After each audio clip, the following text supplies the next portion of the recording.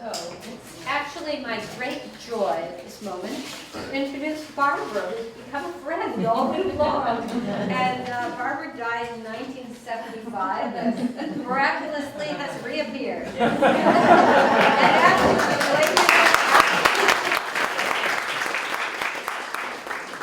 she became a respiratory therapist and worked in the emergency room, ICU, and got the other one. Home care for the dying. Yes, and then she met Kenneth Ring, who, I don't know if you know, but he's one of the researchers in America who wrote Heading Toward Omega. And when I first heard of Barbara, I read the passage in the book about her. She was one of the people he studied. And she also researched in the medical school of the University of Connecticut. I think you were the research assistant of Bruce Greyson, who's also an important member of IANDS in America, which is the International Association of Near-Death Studies. So she's married to Charlie Whitfield, who in my generation of training was a very famous guy in the psychology world, and is also an MD. But I'm going to let Barbara handle and tell more. Yeah, I can let her handle Charlie. Anyway, thanks so much, Barbara and Charlie, for being willing to do this for us. Does everybody have this handout? Okay, I'm hoping by the end of this session you're going to want to put this on your refrigerator or anywhere in the house that you'll be able to see it, because this is good. This is the map that we're going to get to, and this is a way out of conflict and up to the higher levels. From conflict, we go to co-commitment, then we ask God to come in, and it's co-creation, and then one day we realize it's unity, that God isn't coming and going, that we're one unit. So hold on to this, and we're going to get to it in a little while. Here. I want to start off by asking if a show of hands if you've had a spiritual awakening experience. Okay, I'd say half the room. Okay. I need to talk louder? Yeah. Okay. So half of you have had a spiritual awakening experience. Is this true? Yes. Okay. And the other half haven't, but are you curious about it? Yes. Okay. Today may be it. And here's triggers. I just want you to, dying is not the only way to start awakening spiritually. I've got them up here on the board. Childbirth, meditation, intense prayer, death of a loved one. And I've been involved in many deathbed scenes, and many times those of us that are there are entrained. We go into the same vibration as the dying person, and we have the beginning of the experience. So that's another way. Detox. Bill W., who started AA, had a light experience while he was being detoxed from alcohol. Overwhelming loss. Can anybody identify with that? You're so broken that your heart breaks open. I see some nodding heads. Okay. Working the 12 steps. And I have to tell you that after I did my research at the University of Connecticut on the after effects of the NDE, I then went on to teach at Rutgers, calling my classes when the 12th step happens first. Because their 12th step is a spiritual awakening. And for those of us that have had the spiritual awakening first, it's really like putting the cart before the horse. We then need to know about what I'm going to be teaching today. A transcendent sexual experience, and I'll be happy to talk about that later if anybody asks, or there's a chapter on that in my book, Spiritual Awakening.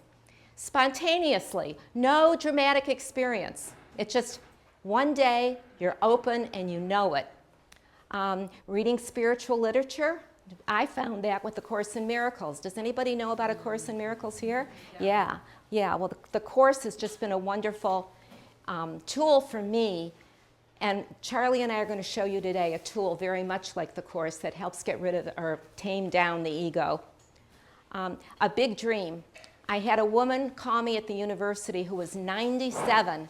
And she told me that she didn't nearly die, but at the age of 17, she had this dream. But it was only a dream. And I asked her, I said, can you still remember that dream today? And she said, yes. And I said, has it affected your life? Now, mind you, this is 80 years later. And she said, it rules my life every single day. And I said, well, could you please consider that as a spiritual awakening? And she said, yes, my dear. A Kundalini experience, which we can talk about later too, but if you're interested in that, again, my book, Spiritual Awakenings, is all about Kundalini. And then this is a new one that I have known about all along, called trauma transcendence.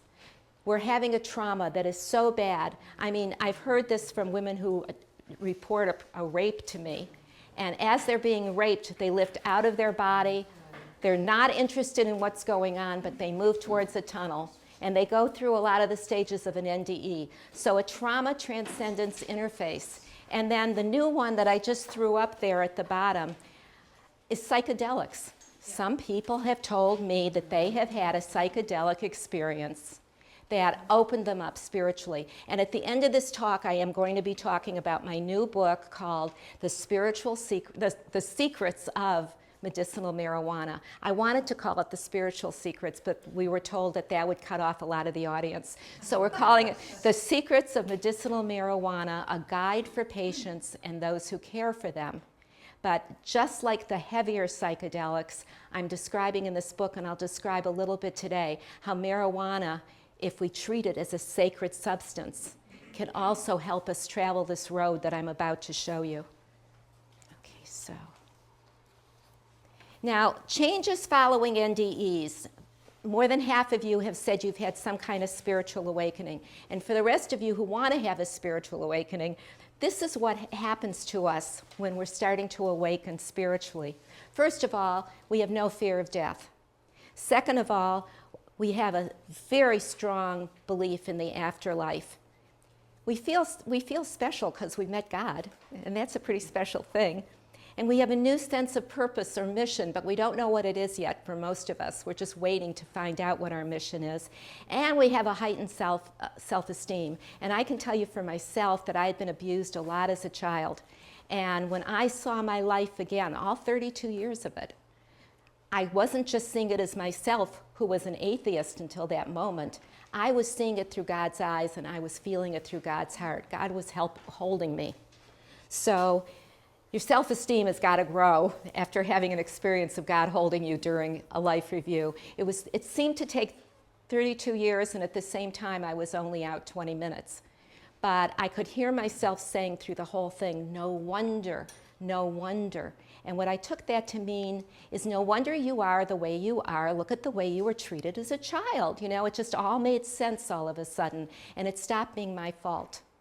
So that's a typical life review, and only 23% of near-death experiencers have a life review. So I feel very, very grateful that I was able to have one. We have increased compassion and love for others. I have felt that all over Findhorn. Whether you've had a spiritual awakening or not, this is a very compassionate, very special place. Lessened concern for material gain or recognition or status, greater desire to serve others, increased ability to express feelings. And even if you can't relate to some of this, as we go through this map today, if you start practicing what I'm going to present, you will have all of these that I'm listing. It's just a natural way to feel. Greater appreciation of and zest for life, increased focus on the present, living in the now, deeper religious faith or heightened spirituality, search for knowledge, greater appreciation for nature.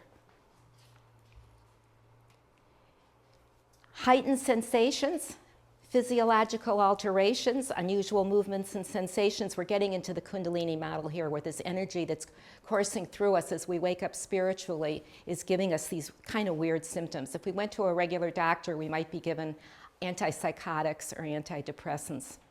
Unusual stimulation of special senses, mental changes, increased energy, decreased need for sleep. Okay. What I want to say before we move on is that as a researcher and then a therapist working in this field, I found that a lot of us got caught up in the psychic. And we thought that becoming more and more psychic was the goal. And we all realized, and I'm sure in the Eastern world they know this already, that our psychic abilities do grow because we're all psychic, but it's a trap. We had to really work hard on the whole idea that we want to move beyond the psychic. That's just a way to distract us and become a whole human being and a whole spiritual being. And the way Charlie and I see this is when we do the work on ourselves. Well, let me back up a little.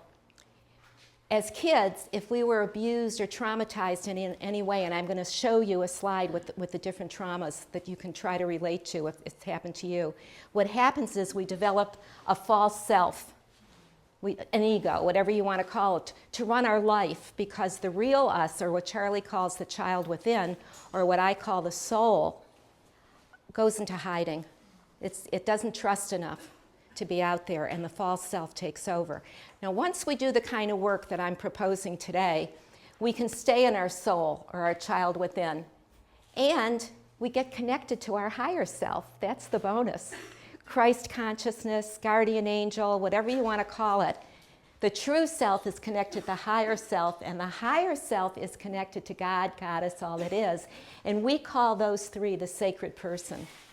And in this map today that you're holding in your hands now, we are going to show you how to live your life as the sacred person.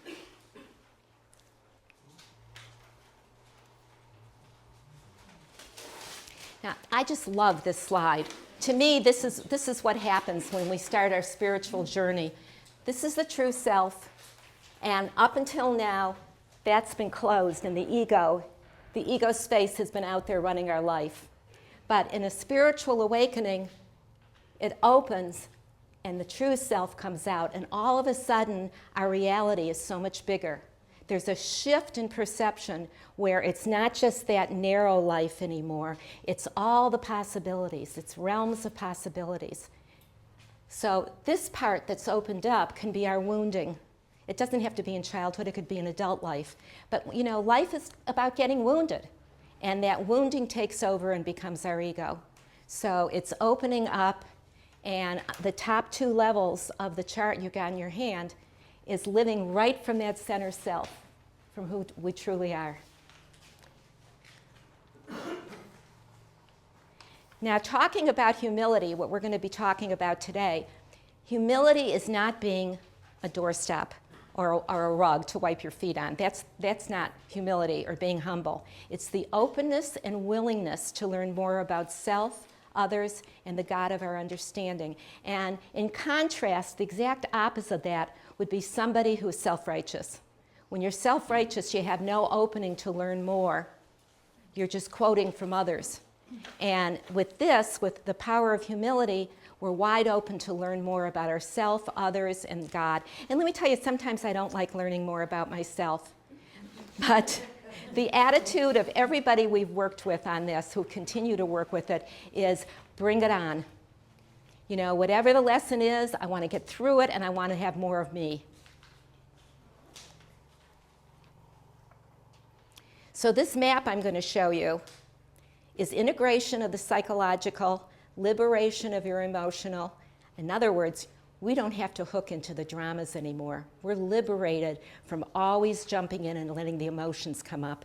And then spiritually, if we practice it, illumination.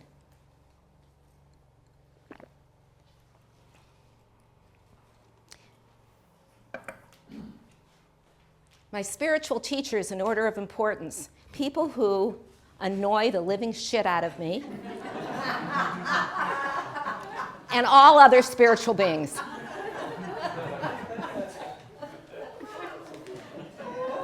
So just realize that the people, especially if you're living here in community, the people who just annoy the living shit out of you are your teachers. But until we start learning our lessons, until we really jump in, Charlie, you want to explain this one, please? Yeah, this is an oil painting I did a few years ago. When I saw it was on a watercolor version of this, on a Jungian-oriented journal, and it was so remarkable and so impressive. I said, I want to paint that. So I modified it slightly, but it's the same idea, because this is, I mean, you can look at it as being different.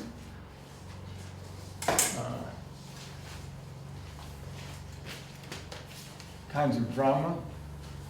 I don't know we could probably spend an hour or more going over this, what this could potentially mean to any of us. But what this is, you can see, is that, and this is not good because it's so bright in the room, but it shows these dark hands pulling this leg of this woman, girl, down into the depths of the underworld. And this is based on the myth of Juno, the lord of the underworld, abducting Persephone. Persephone represents the rational mind, and Juno represents some kind of bad guy that's going to take away our real self and all of our goodies in life that we're born with, that we don't know we're born with. And basically what this is that what it represented to me was the work that I've been doing for decades with trauma survivors, because this is the trauma keeps pulling us down, our unfinished business related to the trauma, until we address it and then use it to heal. And so what the message of this week is that, you know, we're safe, and all we have to do is just relax and enjoy the ride, but we've forgotten that. And this is part of the forgetting, that this thing keeps pulling us down. And if we could just remember that all we have to do is address our conflict. And most of my books have been addressing these conflicts one way or the other. And this is just such a great artistic representation of this that I wanted to paint. It took me probably 3 months to paint this because of oil. It goes so slow. And I'm not super fast because a lot of these colors, I had to wait days and maybe a week or two between the drying of each of these things. So that's just kind of the representation of it. Maybe we can come back to talk about it later. And this is another one of Charlie's drawings. This is his doodle of what the recovery process is about, because it's not just one spiritual awakening and we're through. These things keep coming back and coming back. So this is recovery. This is over time, and this is our growth as we move up. But each one of these circles in the spiral has a gift for us of more of ourself that we can uncover. And what this represents, each of these cycles represents a cycle on the hero's journey. If anybody's studied Joseph Campbell and his work, you can find a lot of him on YouTube, and it just one of the best, if you can find it on YouTube or anywhere online, is a thing called Finding Joe. And it's a documentary of his work, and each one of these cycles is a cycle in the hero's journey.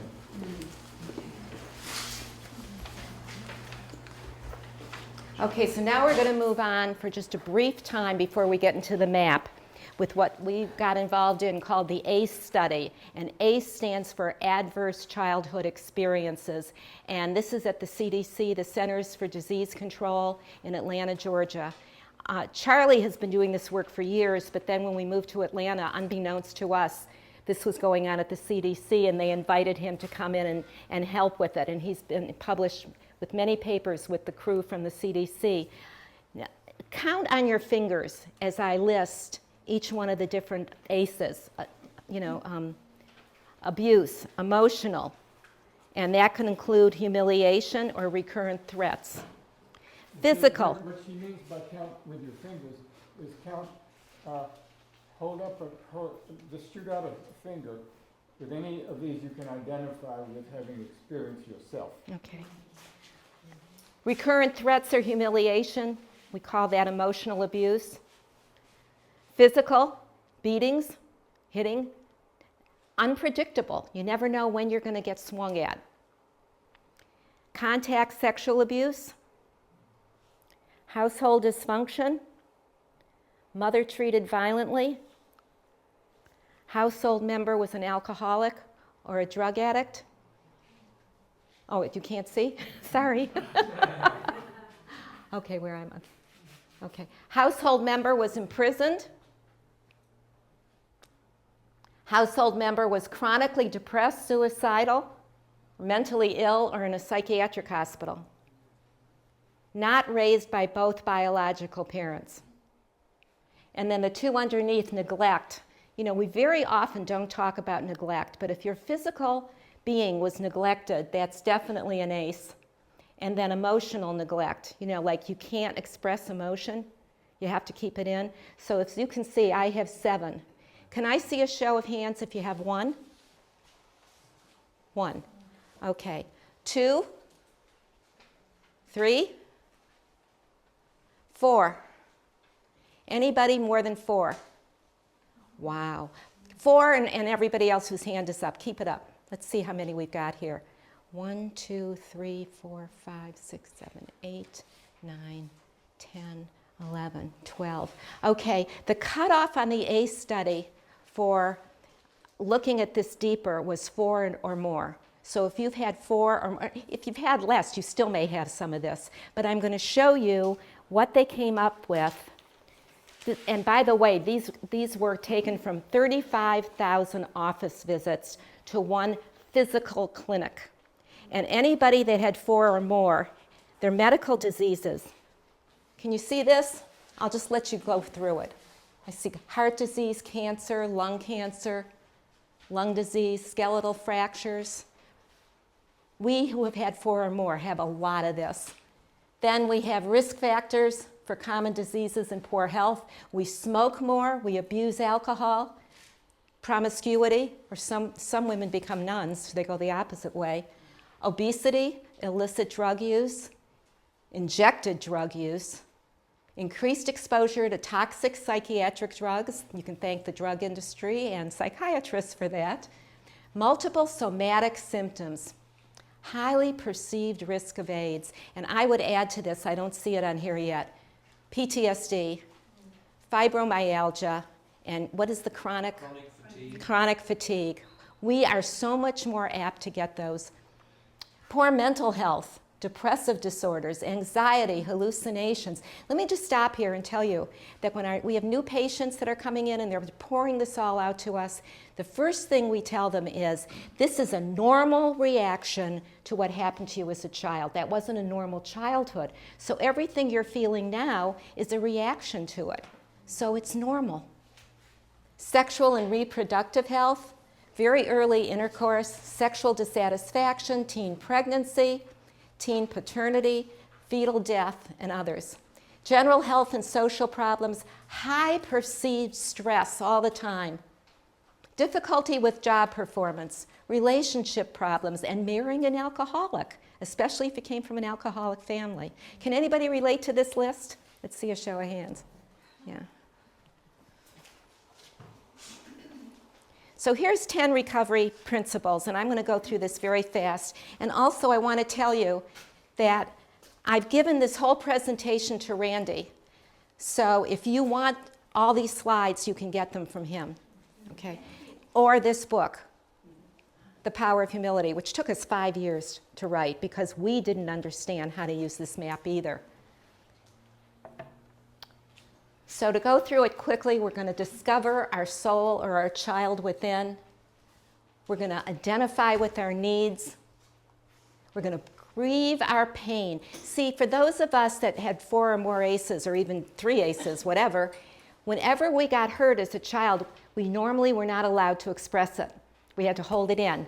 So therefore, it became a double trauma. It was the original trauma and then the inability to express it. So every trauma was a double trauma. And learning how to set healthy boundaries. Most of us don't know what boundaries are because our parents didn't model it for us.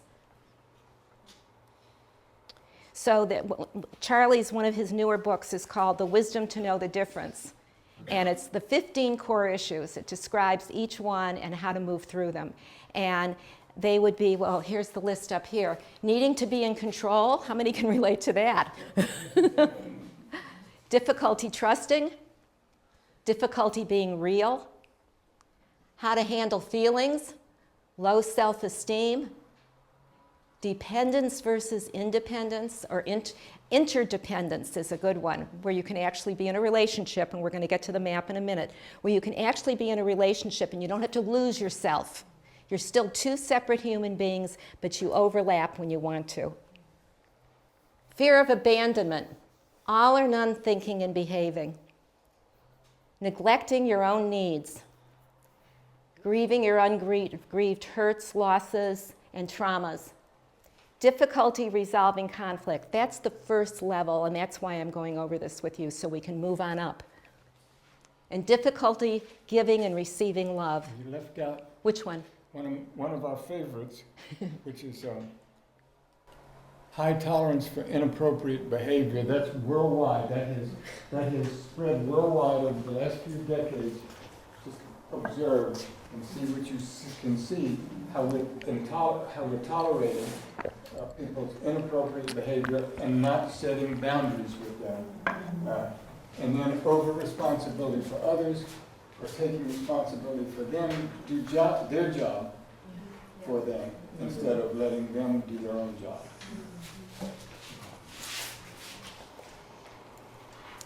So here's the, I think we did this already, okay. Now, this is the way Charlie and I see healing. Down here at stage 0, healing has not begun. We've got an active illness, and it can be a psychiatric illness as well as a physical illness, but it can definitely be a physical illness. It can be diabetes, it can be cancer, it can be anything that's trying to take your life. But underneath it, not causing it, but underneath it, is our wounding from our childhood or early adulthood. And if we don't address this, something else is going to come up, because that underlying wounding is weakening our immune system. And once we clear up the first illness, something else is going to slide in, and something else is going to slide. So we're going to be chasing all of these diseases around instead of a true healing. At this level, there's no healing, and it's indefinite if you don't know about this. So first we go on to what we call stage 1 recovery, where we look at the stage 0 disorder and we do the basic illness full recovery program, and that can take months to 3 years. But the problem with modern medicine is they stop here. And we propose another stage, actually 2 more stages, where we go into our past trauma effects and release them. You know, grieve them, release them, let them go.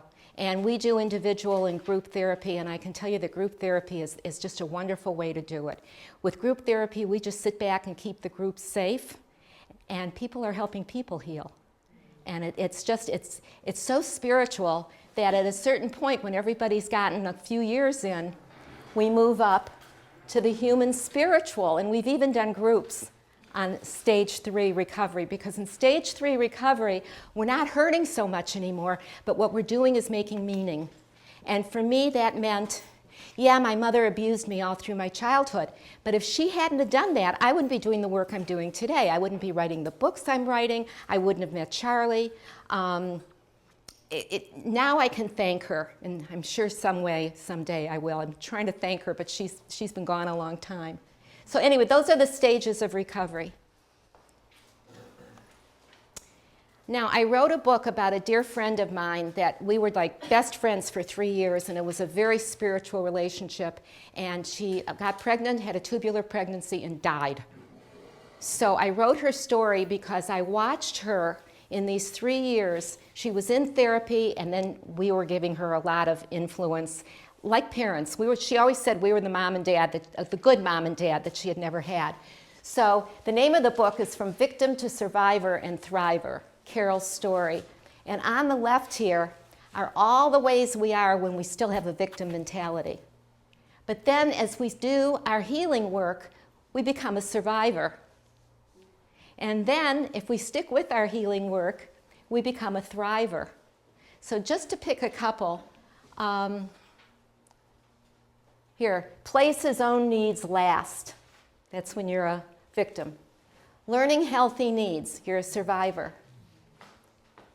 Place his self first, you're a thriver now. You know that you got to put the life vest on yourself first before you help anybody else. Angry at religion. understanding the difference between religion and spirituality, enjoying personal relationship with a higher power. I'm going to put this slide up while we take the break, if you want to keep reading it.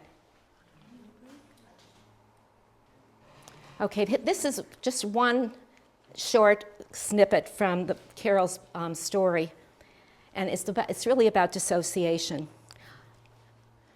I said to Carol when she started describing her dissociation to me, "Oh, Carol, that's you and a lot of us. We had such painful things done to us as children, and in order to survive, we left those scenes." I watched Carol's eyes open wide, and she nodded yes. This dissociation that psychiatry has told us is a disorder, and we need pills, is not that. It's a way of us escaping the pain that we had as a child, and we don't know how to get out of it now. So we're still dissociating, or we're using it as an artist, because when we dissociate and we want to create something, that's the perfect mentality. I continued, psychology and psychiatry call that dissociation and treats it as pathology. Dissociation is a defense mechanism, and I went on and on describing to her what I just described to you. My friend and colleague, Kenneth Ring, showed that in his research, it's as though we turn away from this reality and become absorbed in alternate realities, and some of us do it easily. Ken calls it the compensatory gift that we earned. I'm not saying that the only way to learn this is through child abuse. I have seen artists and musicians who easily do it, and they were never abused. Carol said, I dissociate when I'm focused. She was an incredible editor for advertising and documentaries. I know you do. I watch you sometimes. I watch you when you are doing something artful, like your film editing, and I watch you become totally absorbed in it. Then I watch the muse coming through you, and your art becomes playful. So this is a reframe on dissociation if you know you dissociate or you know somebody who does. It's not necessarily pathology. It's the way we were taught as kids, or it's the thing that we developed to become artists. And if you want to know more about this, this is Charlie's first book. It came out 30 years ago. It's still selling big today, and it's called Healing the Child Within. Is there anything you want to add? Yeah, what's interesting is I never planned to write this book. It just came to me in 1985. I'd been around the year or two before going to conferences that were related to the early recovery movement in the States. And I kept hearing this word, the kid in me, that little child, my inner child, my child within. So I went around and asked several of the presenters of these concepts, because I had them now sitting down. I'm here and they're here, and I said, "What is this inner child you're talking about?" Not one of them could tell me what it was. And these were experts, supposedly experts, going around the circuit talking about the early recovery movement in the States. From things like codependence, that great concept of codependence where we give away our self, so one day I was at a workshop and Bruce Fisher was presenting something called the true self and differentiating it from the false self. And within minutes of hearing him present, I said, that's it. That's the child within. That's this child. That's our real self. That's who we really are. So just out of the blue, I was getting ready to go to a big medical meeting about addiction medicine, and like within a couple of days before the meeting, it came to me. I started just writing. I couldn't stop writing. And on the plane to Dallas, Texas, I couldn't stop. And when I got to Dallas at the meeting and registered, I realized I was a day early. The meeting wasn't supposed to start yet. So I wrote all day and all night. And then throughout the meeting, while I was supposed to be absorbing the meeting, I couldn't stop writing. And so I'd written the first 5 chapters by then, and came back and finished the book. And I published it for my patients. I made it on a little tiny reprint, and didn't expect it to become this. So I was at a meeting where these publishers that have now published it and I handed them this little preprint copy, and I said, take a look at it. If you're interested in publishing it, I'd be willing to talk to you. And in 2 weeks, they called me and said, we're going to do it. And within a month, they had sent me the galley of the thing, which is remarkable because it almost never happens that fast. And it's ended up being a pretty good seller.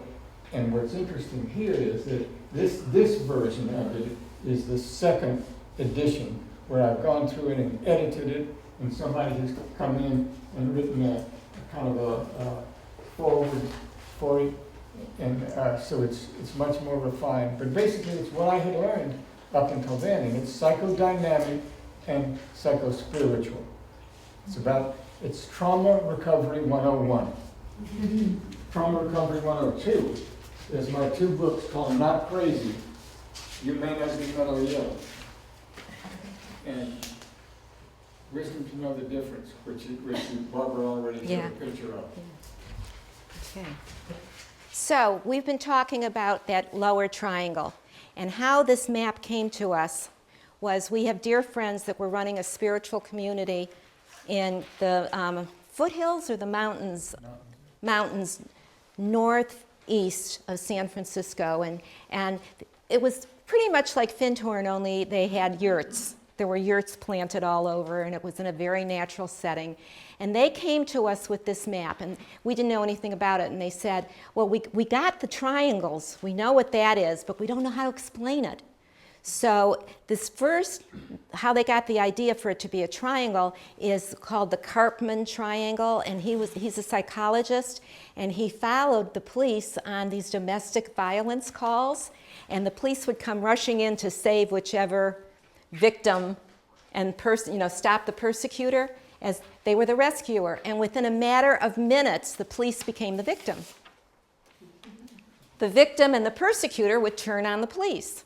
So, and if you've ever gotten into a triangle with people where it's a very big conflict, you'll notice that all 3 roles keep going around and around.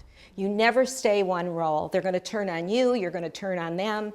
And the part that is frustrating for us when we do marriage counseling is that we know when a couple bring in a third person, what they're doing is they're taking the stress between them and they're putting the stress on the other person. So this map is really about breaking that triangle, or just using the triangle as a representation of 2 people that are in conflict.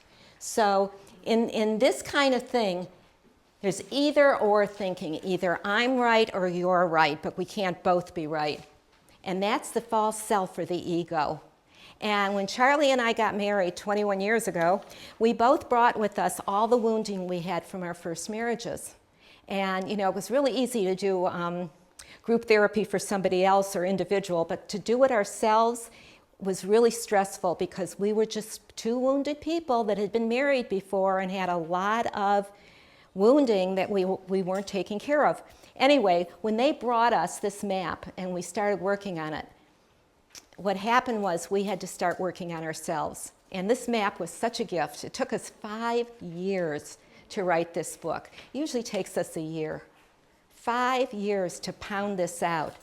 So what happened next was, let me know when we're going to take the break, or give me a 15-minute warning. Here's the whole map. You have it in your hand. We worked on this map with them many times. We got together at their spiritual community, or they came to Atlanta, and Jyoti and Russ kept saying to us, what fuels it? What pushes it up? What makes it happen where we can go from this to this? And Charlie, being very involved with the 12 steps in AA and ACOA and all the 12-step programs, just said, it's the power of humility. And we just looked at him and said, humility? We thought of it like as being a doormat. And he's the one that gave us this definition that it is the willingness and the openness to learn more about ourselves, others in the relationships we're in, and if we so choose, the God of our understanding. So now we're moving to level 2. In level 2 is where we realize we don't have to accept painful and often disabling conflict anymore. We can unhook from the drama, and the empowered self emerges. Notice that the victim has become the empowered self. We transcend either or thinking and move up to both and thinking, which allows for infinite choices. Now, maybe 2 years into writing this book, we had, and I'm going to share it with you now, it's very personal, but I asked Charlie and he said, okay. I'm going to share with you our breakthrough from 1 to 2. We had been down in Florida visiting, I have 2 kids down there with families, and we had been together night and day for 11 days, which we're usually not used to, and we had been together too much. And as we were walking into my son's house, and I don't remember how it happened, but all of a sudden the 2 of us ignited. We just started throwing things at, verbally throwing things at each other. And my son, in all of his wisdom, I think he was about 35 at the time, looked at us and said, "I believe that all couples fight." Well, that kind of diffused it a little. But Charlie went off with my son, and I spent the day with my grandchildren. And that night when I was driving back, boy, I could think of every single nasty thing I wanted to say to him. And he was very quiet. And when we got back to the motel and we walked in, I took one look at Charlie's face. The first thing that hit me is, I really love this man. And the second thing that hit me is, he's really sad. So I could step back from my anger and I could think about, I was really sad too. And that was our breakthrough moment, because instead of us standing and facing each other with all this conflict, we did this. We stood shoulder to shoulder and committed to each other. I think that was really our real marriage ceremony. We committed to each other that we were through with conflict and we were going to do everything we could to stay in co-commitment. And we called Jyoti and Russ right away, all excited, and told them that. So we had the breakthrough story for the second triangle. And I'm sorry. I'm sorry, the door creaked right when you said what your son said to you when you guys. He said, I am convinced, or I'm sure, I don't know the exact word, I'm convinced that all couples fight. So that let me off the hook. Okay, so we called Jyoti and Russ and we told them, and they were very excited too. And then Russell gave us a challenge. He said, if you want to live in the second level, you got to learn how to go to the third level. So when you drop down when there's a problem, at least you're only dropping down to 2. You're not dropping down to 1. So then we had to start working on the third triangle. And I think the third triangle is really easy. I mean, once you've gotten through that first one and you're in the second one, the third triangle is co-creation. And it's so easy. All you do is ask God to come in and do it with you. Invite Spirit, invite God in, and what happens is, these were all nouns before, now they're energy, now they're verbs, now it's all moving, everything is moving. We're inviting and we're trusting. And we turn into creativity itself. I mean, what a wonderful thing to be able to move up a map that you can understand and become creativity, energy, movement, vibration, love, and expansion. And that's where I like to hover. I can't always do it. And I would add, the single most important thing that I've got out of the Course in Miracles, which is this holy book. How many of you have a copy of the Course in Miracles? A lot, a lot. Look around the room, keep your hands up and look around the room. There are a lot. I've read it probably 5 times, listened to it a bunch of times on tape, and it is the most remarkable spiritual document I've ever seen. And its main message is one. And that is, whenever you're not at peace, remember to choose God. And if you choose God, you can do it. The main way to do that is through prayer. And the simplest prayer is one word: help. What we do is we go into a loving attitude, the way St. Teresa taught us, have this loving attitude, close our eyes or whatever, and sincerely ask for help. And then the third part is totally let go. Because that's the Holy Spirit's job. We let go for the Holy Spirit to now take over. And remember what the Holy Spirit is. It's God's unconditionally loving energy. So when I let go, especially when it's something going on with my kids, and I let go and I ask God to come in, I can tell you that it's never what I've expected. It's always a surprise. But I learn more about me and I learn more about them, and it's just a joy, even though it starts off as maybe a conflict. But if I get myself out of the way, if I don't start projecting my stuff into it, because once we get hooked and we project ourselves into it, we're just making a bigger mess, just a more energetic mess. So instead of reacting, I act by asking God to help. And it's always goosebumps. We're getting along much better now. Of course, they're in their 50s. Okay. Here's the fourth, and I thought when we started this unity, this is when it's no longer us asking God to come in. This is when we are God, when God is working through us. There's now total unity. And when we were writing this book, I very naively thought, okay, that's a near-death experience. That's when you go to another realm.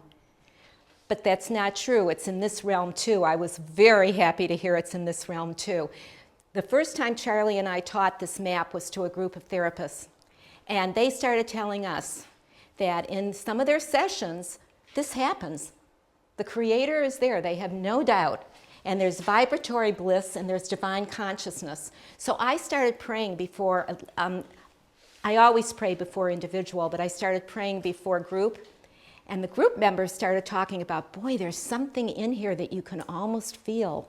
And the groups became very, very smooth and silky in their healing because God was coming in, and they knew it. In fact, sometimes when they were leaving, they'd stand at the door and they'd say, oh, I don't want to go back out there. I want to live here. So that's the fourth level, the highest level. And I had, while we were writing this, a young person get a hold of me and tell me how it happened for them. This was a group of teenagers that were working with Jimmy Carter's group, you know, building houses. And they were up on a roof all day in the Appalachian Mountains. And, pardon me? I'm sorry, Habitat for Humanity, thank you. And one of the boys up on the roof, it was a very hot day, did not drink. He was not nourishing himself. And by the end of the day, when he came down off the roof, he went into some kind of a altered state where he couldn't move, and he was shaking and sweating. And his best friend, and all the kids witnessed this, his best friend came up to him. They had already called for an ambulance. And he held his hands and he said, breathe with me. And this boy looked up in his face and swore that he saw Jesus. And he started breathing with Jesus. And he came out of it. When the ambulance got there, he was okay. They had gotten some water down him. But these kids were so excited to tell me about that, and they were sure that it was the fourth level. Are there any questions on this before we move on? No? Yes? I just wanted to point out with the people that I work with, sometimes they don't have the list that you originally, can you give me? Now I can. Sometimes they don't have, you know, even 4 of those key issues, but they do have been born into a war. They do have lost a twin in the womb or around birth. And they do have, or they do have a sexual inappropriateness that wasn't physical contact, but the energy was there. So I just wanted, you know, if you consider those, or, I mean, definitely, maybe those are the people that I attract. Yeah. I just wanted to make that because they have all the other issues. Thank you. And I'll talk a little bit more about PTSD for our vets, okay? And I can tell you right now, before we get into that, that most of the vets that come back with PTSD, it's just our guess, and we haven't done any research on this, but the vets that come back with the PTSD are the ones that had it from their childhood. And being in the war has activated it again. And I'm going to give some suggestions in the marijuana section at the end. On PTSD? Post-traumatic stress disorder. So let's look at that map again, but let's look at it in comparison, the map of the sacred person with the triangle map I just gave you, okay? The false self is level 1, conflict. The true self or soul is level 2, co-commitment. The third triangle is our higher self or guardian angel. And then the fourth level is really being with God, Goddess, all that is. So when we work this map, we will feel ourselves more and more becoming the sacred person that we were meant to be. This is our birthright. This is what God meant, you know, and it's easier to get there than we've thought up until now. And I have to tell you that in the book, where's the book? In the book, The Power of Humility, Charlie takes a good third of the book to describe how to get out of that first triangle, because he's really describing all the work he's done before we move into the 3 higher triangles. And at the same time, we did a chapter on the traits of humility. We started off with 12 or 10 traits. 10 traits. And then, and I'm the typist, I'm typing up this chapter and I think it's done, and Charlie says, oh, wait, there's 2 more traits. I said, okay, what are they? And he just blew my mind, because I did not want to face this. This is so Eastern. But it was don't know and nobody special. And I'm like, what do you mean nobody special? I've spent my whole life in healing to become who I am now. And he just held fast and said, nobody special and don't know. Well, after about 3 weeks or a month of fighting this, I mean, I had my boxing gloves on, and I just couldn't imagine how I was going to live the rest of my life with don't know and nobody special. Well, what happened was one day I tried on nobody special, and do you know what that did? That completely deflated that constant chatter. Anybody, can you relate to the constant chatter in our heads? It deflated it, because I don't have to keep telling myself how special I am. I can just settle down and be a spiritual being having a human experience. And at the same time, if I don't know, I don't have to keep learning. I can just be quiet and let the learning come in. Because the higher learning is waiting for us to let it in. So, okay, right now I am nobody special and I don't know. So there's that map again. We put it all together. We didn't have this. We added this, and then we added our map to their map. And that's what you've got now in your handout. So if you really want to try this, put it on your refrigerator or put it on your the board with the pins, you know what I mean. And you know, I did not do this, but every once in a while I get a tear. And I can't get rid of it. So humility is having the willingness and the openness to learn more about self, others, and the God of our understanding.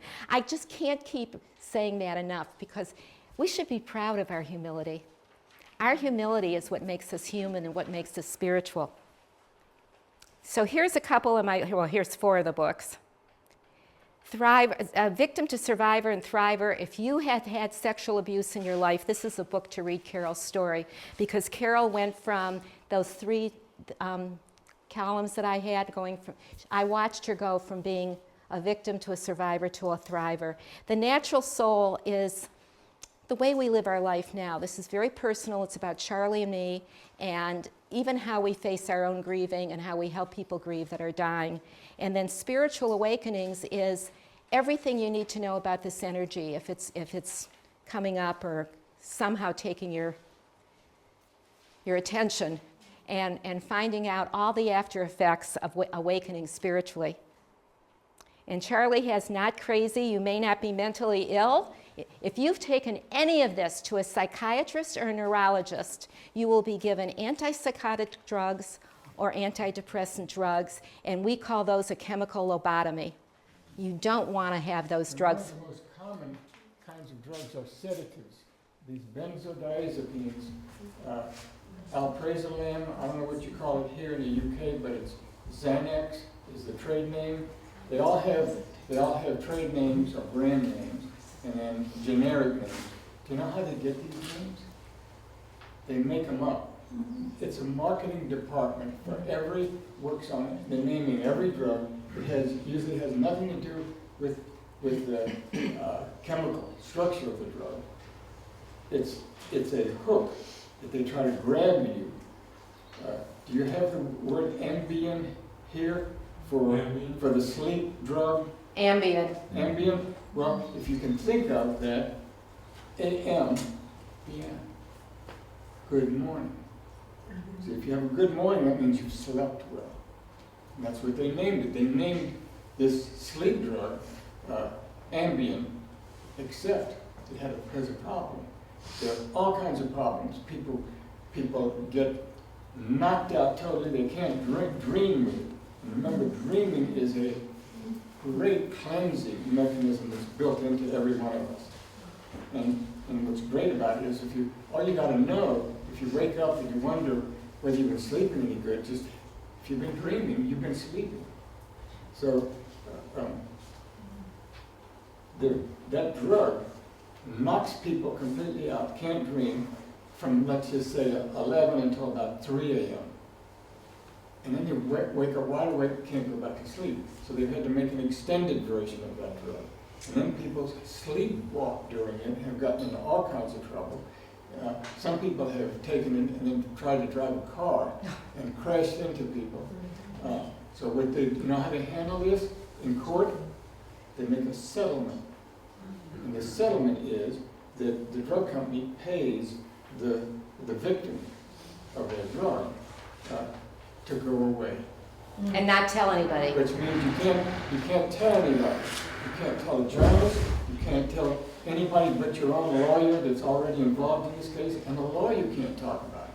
So throughout the world, there are these settlements for these kinds of drugs and antipsychotics and antidepressants drugs. And if you're wondering, No, just. okay, back to work. Can you tell we're married? If you are on a psychiatric drug, do not stop it after hearing us, please. It needs to be tapered very, very slowly over months, and you need a physician that understands how to taper you. I don't know about here, but I know in America we've had so many mass shootings. And in every single case, whoever had that gun that was doing the shooting was either had stopped their psychiatric drugs, suddenly, or had just started taking one. So, you've been warned if you're ever offered them not to take them. And the news reporters won't report that. They'll not report it because they're all in bed with the drug industry.